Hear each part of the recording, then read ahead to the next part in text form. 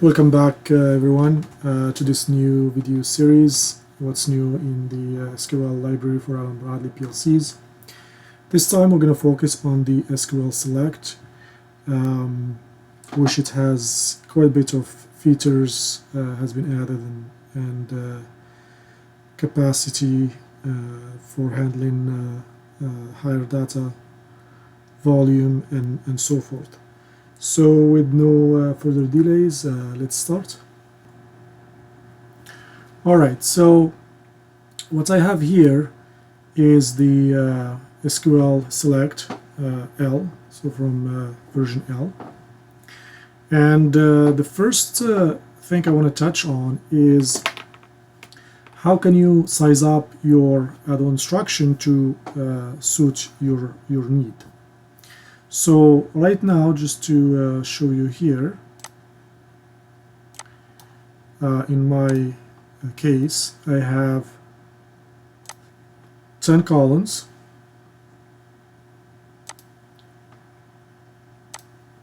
and I have, for the response, I'm trying to see if I can read up to 500 rows in one shot. Now, to change that, you can certainly do that. You would go offline, and then you would go to your data type user defined, and then for your response. So let's say if you're basically gonna expect to read lots of rows, like maybe 200, 300, and so forth. Most likely, you would need to make this setting to 16,192, as you see right here. Otherwise, you can leave it at 4096, and that's assuming you are using version L. If you are using version S, then 4096 is your limit. So if you're not able, let's say, your version S is not able to handle how many rows you're trying to read back, most likely you need to upgrade to version L to see if that's gonna basically solve your problem. Now, the other one you want to touch on is select setup. So in select setup, you can determine how many columns you can have. So right now I have 10, although my table here, as we're going to see in a moment, has only 5 columns in my database, just to have a little bit of room in there. And then the other one you want to touch on is SQL column. So now this one will dictate the number of rows, and as you can see here I have 500, but you can certainly shrink that to maybe less if you don't need that much. And then the last one is your SQL table. So you want to make sure this SQL table in the columns, this number matches the same number that you have in this select setup in terms of how many columns you're going to have. So if that one has 10, then make sure this one has 10 as well, so the match. So that's basically how you can size up your add-on instruction to meet your need. And doing so, what will happen is indirectly is you're going to be basically using your memory, your PLC memory, very efficiently, because you're just going to basically use what you need. Because as you're expanding or shrinking it, you're going to be using less memory or more memory. And that's all the settings you have to do there, and then the rest, the add-on instruction will take care of it, and it will work as expected. So that's one of the enhancements that has been done to the SQL-Select, and that doesn't matter whether it's the L version or the S version. Now we also added this capacity exceeded output to let you know.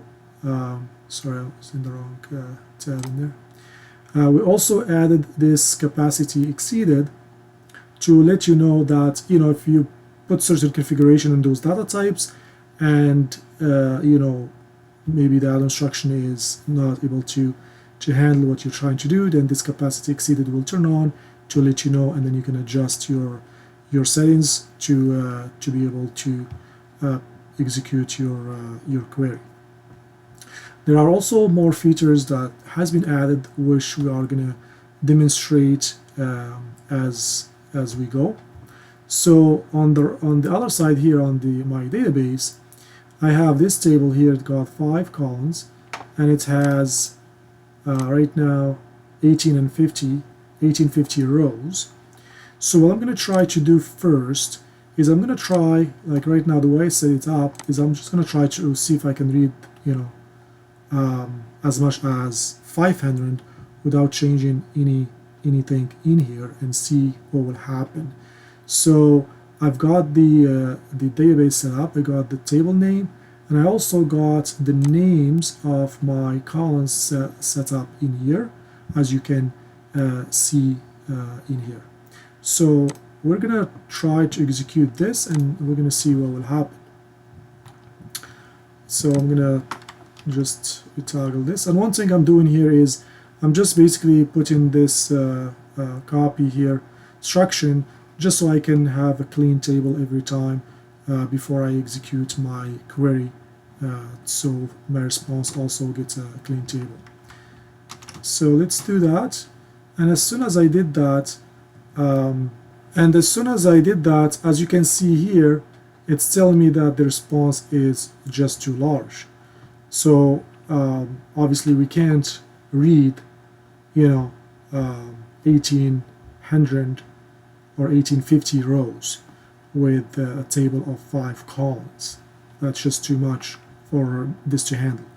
So okay, so we know that we can read up to 500, or we're trying to anyway.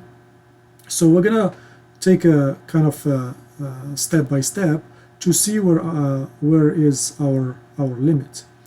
So to do so, and to limit the number of rows, we can simply, and that's another feature that has been added, which is this parameter here. It says special select. So what this special select will allow us to do some special basically queries in conjunction with the select, something like top, like min, like max, counts, average, or distinct, or like select all, which is represented with an asterisk. So all of those are now supported.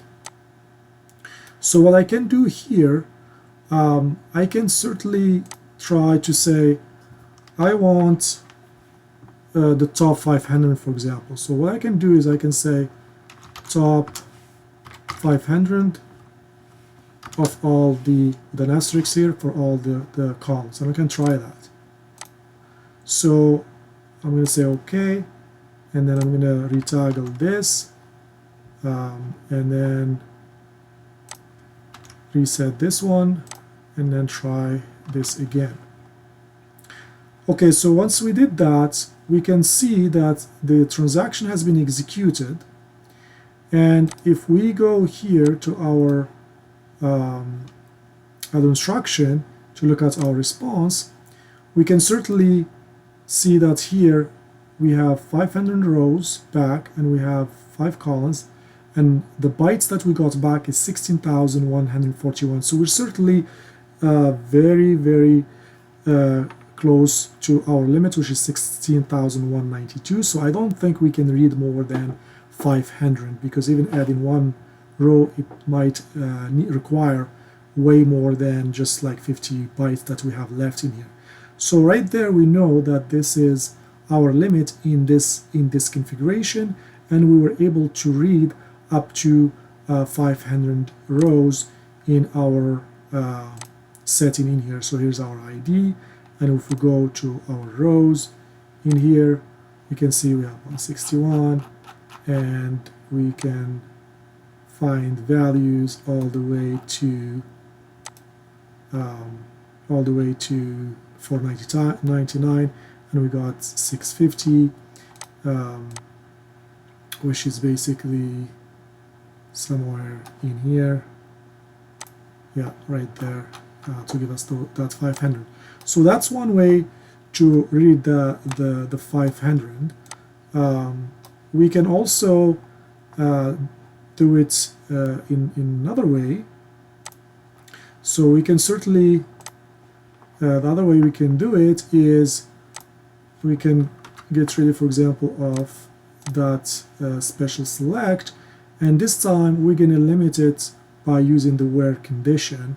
So we can say, you know, where the ID is, higher than, for example, 150, and the ID is less than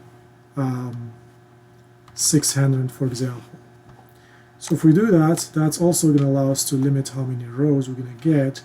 So if I reset this for a moment and then try this again, we can see it did execute like right away, and doing so, it's given us again 516,141 for our byte and so forth. So we can see like now the capacity for the SQL-Select, it just has been tremendously increased.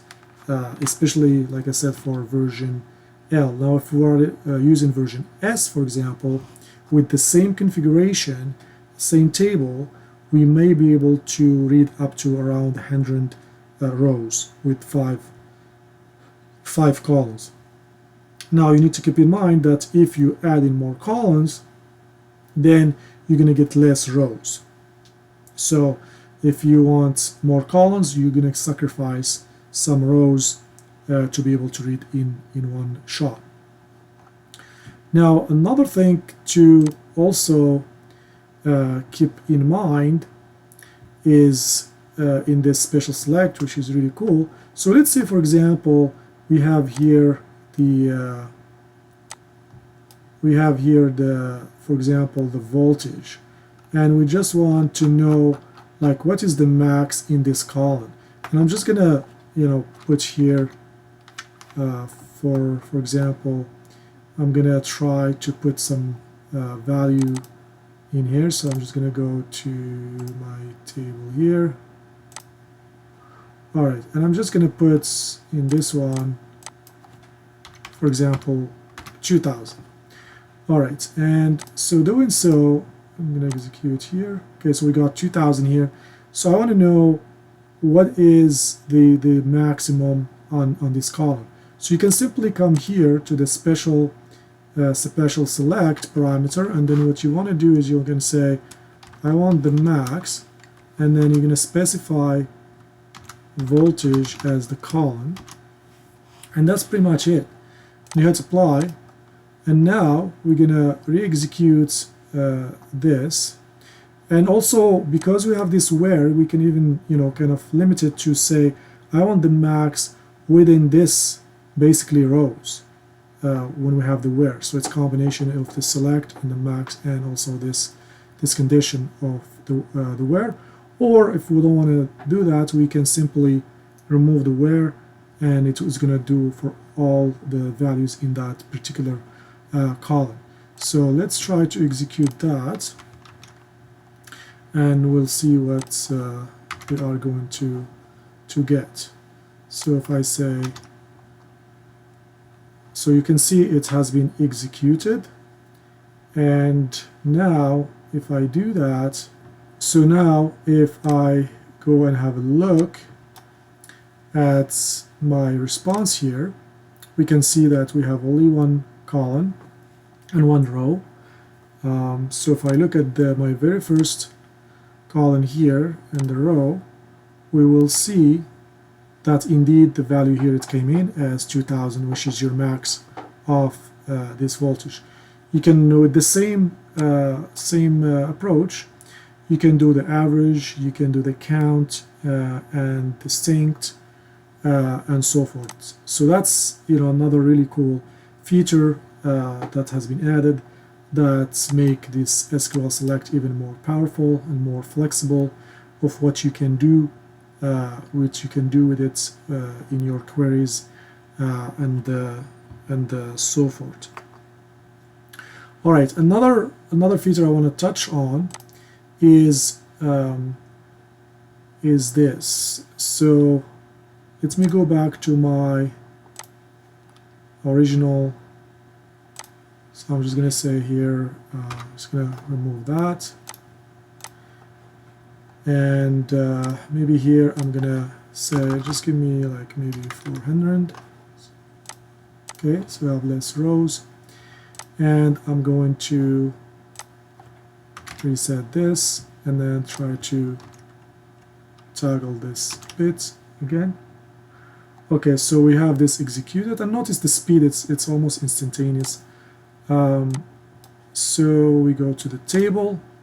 We have now 249 rows, and then we have the columns, 5 columns. So ID, timestamp, value, voltage, and LED display.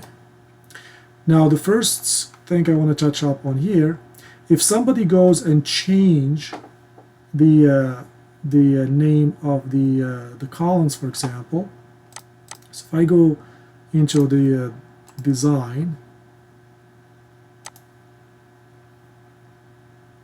okay, and let's say I change this ID to say UUID, for example. Okay, I'll hit save. And then when I go to in here, for example, what I'll do is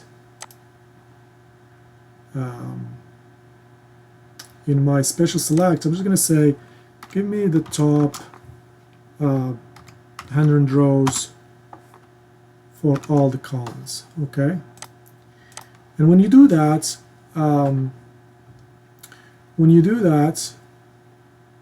you don't need necessarily to specify the names in here. So like even if I do this, for example, right, so I don't know what the names are. Okay, and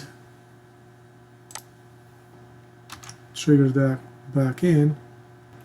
So as you see now here, it has been executed, and now we go to the SQL table, SQL column, and here's our new name that we changed, that was changed in the table, and we got the new name. So it will actually, basically grab that for you as well, although in the configuration we didn't specify any columns names in here.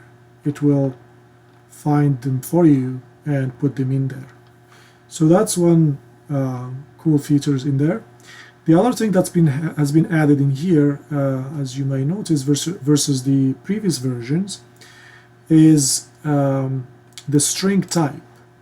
So from here we can tell like what is the string type that we have in this table. Now right now in here we don't have any string, but let's say for instance this LED display time was a string instead of date and time. So we're just gonna say this is a string, or sorry, this will be like, let's say a car of 10, for example. I'm gonna save. Okay, so when I do that, and now I'm going to try to read again. So I'm going to reset here and then retoggle this bit. We can see it executes right away. So now if we look at this and we go to our SQL table and open up our column, this will be column 4, you can see here that the data type now, it says 3, which is a string, but notice here the string type, it says is 4. Now if we look here in the description, I'm just going to make this a little bit bigger so we can see it. We can see here, okay, let's try this way. So 4, it says that's a car. And that's exactly what we set up in here. Notice also we have added another feature, which is this allow nulls. So it will tell you whether the allow nulls is enabled or not. So right now it shows it's 1. That means it's allowed. So you can tell right away that your column in there does allow nulls. Now if I go here and check that and then save to my table, and let's again do another read and reset this, and then let's re-execute this. So we have that execute. So now if we look at our table again with that same column, you can see now that the allow null right there is 0 because we have unchecked it in here. So that's another feature that has been added to the SQL-Select. And of course we have the SQL error message as we have for all the other instructions. That's also incorporated into this one as well to let you know if there is an SQL error, then you know exactly what's going on, because you will have a message in here telling you exactly what the error is. Well, that's all for me, folks. I hope you enjoyed this video, and thank you again for watching, and I will see you in the next one.